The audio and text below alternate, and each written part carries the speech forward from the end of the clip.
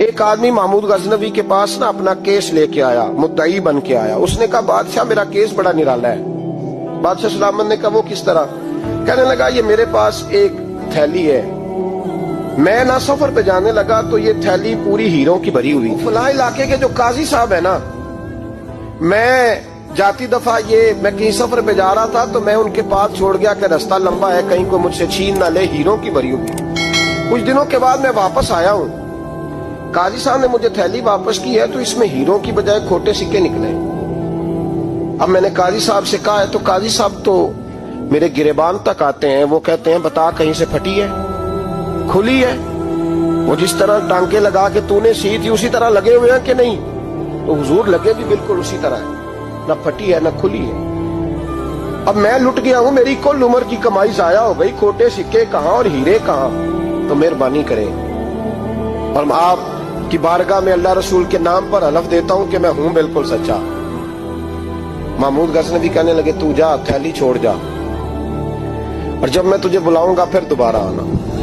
شخص چلا گیا. محمود غزنوی اٹھے، دربار برخاست کیا، لوگوں سے کہنے لگے چلے جاؤ، میں 3 دن کے لیے سیر کرنے جا رہا ہوں، 3 دن کے بعد لوٹوں گا. اکیلے جب رہ گئے نا محمود دربار میں تو محبوب نے چھری منگائی. وہ جس تخت پہ بیٹھتے تھے وہاں گدا بچھا ہوا تھا، یہ گدا پڑا نا، گدا بچھا ہوا. تو محمود نے چھری کے ساتھ اس کو پھاڑ ڈالا اور چھری جیب میں رکھی نکل گئے. کہنے لگے میرے بعد کوئی میرے دربار والے احاطے میں داخل نہ ہو. محمود چلے گئے. اب وہ صفائی کرنے والا جب آیا نا، اس نے آ کے دیکھا تو گدا تو پھٹا ہوا ہے. اس نے شور ڈال دیا، پہرے دار بھی آ گئے، فلاں صاحب بھی آ گئے، فلاں صاحب. اس نے کہا وہ خدا کے بندو، اس کا گدا پھٹ گیا ہے، وہ تو مار ڈالے گا. اس نے کہا تھا سوائے صفائی اور نگرانی والے کے دوسرا آئے کوئی نہ، اور یہاں آیا بھی کوئی نہیں، پہلے دن ہی پھٹا ہوا ہے تو لٹکا دے گا سب کو، کیا کریں؟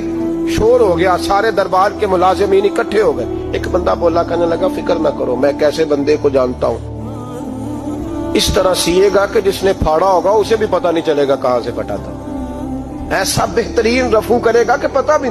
اس نے کہا یار ہم سارے 1 مہینے کی تنخواہ دیتے ہیں، تو بندہ بلا. وہ بلا لیا اس کو، اس کا نام محمد رفو گر تھا. وہ آیا، اس کو گدا دکھایا، اس کا یار اس طرح سینہ پتہ نہ چلے. اس نے کہا فکر ہی نہ کرو، میں بڑا کاریگر ہوں. بڑے بڑے کاریگر لوگ نہیں ہمارے ملک میں پائے جاتے، کوئی نشان چھوڑتے ہیں پیچھے. بڑے احمد رفو گر کہنے لگا اس طرح سیوں گا کہ پھاڑنے والے کو بھی پتہ نہیں. ان کا پیسے لے یار تو سی دے. اس نے سی دی، اگلے شام ہی لا کے بچھا دیا گدا. تیسرے دن بادشاہ سلامت آئے، آ کے پہلی نظر گدے پہ ڈالی. اس نے بلایا سب ملازمین کو، کہا کس نے سیا ہے؟ کہا جناب کیا ہوا؟ کہا یہ پھٹا ہوا تھا. کس نے؟ کہا نہیں پھٹا ہی نہیں.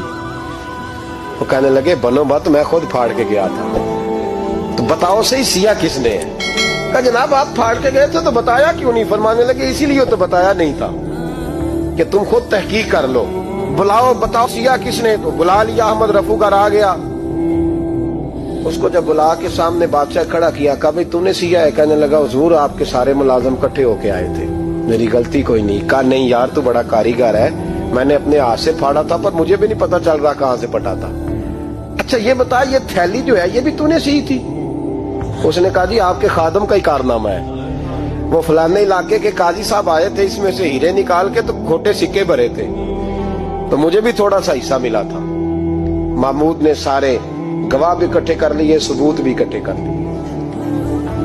پھر قاضی کو بلایا، پہلے سارے ثبوت اور گواہ کیس حل کر لیا. پھر ہمارے ہاں یہ حال ہوتا ہے کہ مدعی 2-3 ہفتے کے بعد خود ہی ہاتھ باندھ جاتا ہے، کہنا تسی میری جان چھڈو، مجرم پھڑو پاوے نہ پڑھو. وہ کہتا ہے مجھے معافی دو، میں رہا. ظلم ہے نا، ظلم زیادتی ہے کہ جو بیچارہ اتنے سوال مجرم سے نہیں ہوتے جتنے مدعی سے ہوتے. آپ یقین کریں اتنے سوالات ہوتے. سارے ثبوت اکٹھے کر کے قاضی صاحب کو بلایا، تنہائی میں لے جا کے. محمود غزنوی نے کہا قاضی صاحب آپ سے غلطی ہو گئی، غریب آدمی تھا، وہ لٹ گیا ہے، اس نے تو بڑی مشکل سے کچھ ہیرے جمع کیے تھے اور اس کی کل کائنات تھی، تو آپ اس کا مال اسے دے دیں، بات کا. تو قاضی صاحب کہنے لگے آپ مجھ پہ الزام لگا رہے ہیں، سوال ہی نہیں پیدا ہوتا. آپ میری داڑھی دیکھیں، آپ میرا اعزاز دیکھیں، دنیا جانتی ہے میں اس تک. قاضی صاحب انسان بھول ہی جاتا ہے، بندہ بھول جاتا ہے، غلطی ہوگی مال نے. کہا نہیں سوال. کہا میں تنہائی میں پوچھ رہا ہوں، میں اس وقت پوچھ رہا ہوں جب دوسرا موجود کوئی نہیں. آج توبہ کر لے، میں کچھ نہیں کہوں گا، تو میری زبان پہ اعتبار کر، تجھے پتا ہے میں جو کہتا ہوں اس پہ عمل بھی کرتا ہوں، باز آ جا. پر قاضی نے کہا نہیں میری غلطی کوئی نہیں، मामूद ने फिर बड़े दरबार में बुला लिया। मजमा आम में मोहलत के दिनों में जो तौबा कर ले वो बच जाते हैं, लेकिन लोग रुस्वानियों के दिनों में फिर वापस लौटते हैं अगला घर देख के, फिर हालात और तरह के हो चुके होते हैं। जब बड़े दरबार में काजी को बुलाया, भाई तू मानता है कि नहीं? उसने कहा नहीं। तो कहा बुलाओ अहमद रफूगर को। जब अहमद रफूगर आया तो बूढ़े काजी की टांगे कांपने लगी, जुमले टूटने लगे, लफ्ज जमीन पर गिरने लगे, बात सही नहीं होती, जुबान लड़खड़ाने लगी।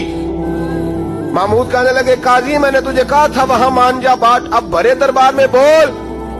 जब काजी साहब की गर्दन खुद ब खुद झुक गई तो दुनिया समझ गई। कहा निकल जा मेरे दरबार से। महमूद बोले निकल जा, इतनी तुझे इज्जत दी, इतनी बड़ी तनख्वाह दी, काजी बनाया, ये थोड़ी सी रकम के लिए, थोड़ी सी रकम के लिए तू बददियानत हो गया, चल चला जा, निकल। काजी दरबार से निकला तो लोग लानतें बरसाने लगे। कल जो दुकानें छोड़ के सलूट करने आते थे वो कहने लगे इसकी उम्र देखो, इसके काम देखो, देखो इसने क्या किया। घर गया, बच्चे जिनके लिए पाप कमाया था, जिन्ना ली तू पाप कमाए हुन किथे नहीं हो तेरे घर दे। वो बच्चे कहने लगे अब्बा जी हम तो स्कूल मदरसा जाने के काबिल नहीं रहे, उम्मीद थी कि बीवी साथ देगी।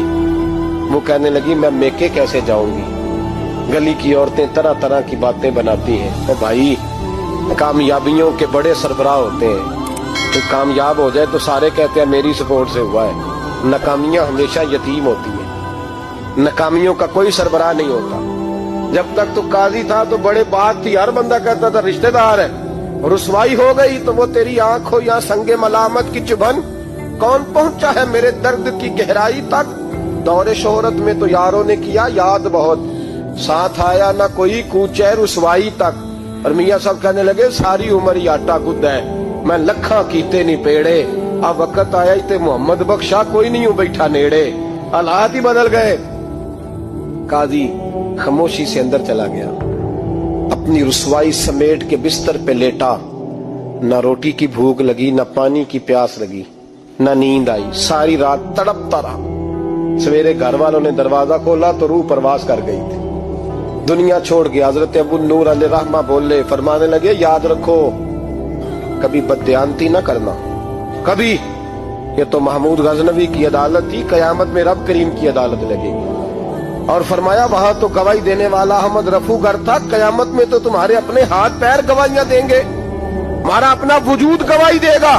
और फरमाया यहाँ तो लानते दुनियादार बरसाते थे, वहां फरिश्ते होंगे। और काजी को तो मौत आ गई थी, कयामत में तो दोबारा मौत भी कोई नहीं आएगी, वहां तो रहना है और सहना है।